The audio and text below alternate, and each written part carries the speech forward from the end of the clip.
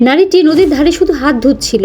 কে জানতো পরের মুহূর্তে তার দুই হাত হাওয়ায় মিলে যাবে, সঙ্গে সঙ্গে তার শরীরও স্বচ্ছ হয়ে যায়। এরপর সে বাইরের পোশাক খুলে নদীতে নেমে গোসল করার প্রস্তুতি নেয়। এই সময় এক বৃদ্ধ নদীর ধারে মাছ ধরতে আসে। হঠাৎ নদীর মধ্যে একের পর এক বুদবুদ শব্দ উঠতে থাকে। সে ভাবে নিচে নিশ্চয়ই কোনো বড় মাছ আছে। তার সঙ্গী তাকে চুপ করে ইশারা করে। নদীর বড় মাছটিকে বিরক্ত না করার জন্য দুজন আলাদা করে সামান্য পানিতে নেবে টোপ ভিজিয়ে রাখে। তারপর মাছের কলিজা টোপ হিসাবে ছুড়ে দেয়। অল্প সময়ের মধ্যে বড় মাছের টোপে চোখের কাছে গেঁথে যায়। বৃদ্ধটি টোপ টানতে শুরু করে, কিন্তু যতই জোর লাগায় মাছটি টেনে তুলতে পারে না। ধীরে ধীরে সে টোপটি কাঁধে তুলে নেয়। নিজের ওজন দিয়ে বড় মাছের টান সামলাতে পারে না, কিন্তু চেষ্টা করে যায়। কে জানতো পরের মুহূর্তে টোপটি বিকট শব্দে ভেঙে যাবে আর বৃদ্ধটি ভারসাম্য হারিয়ে পানিতে পড়ে যাবে।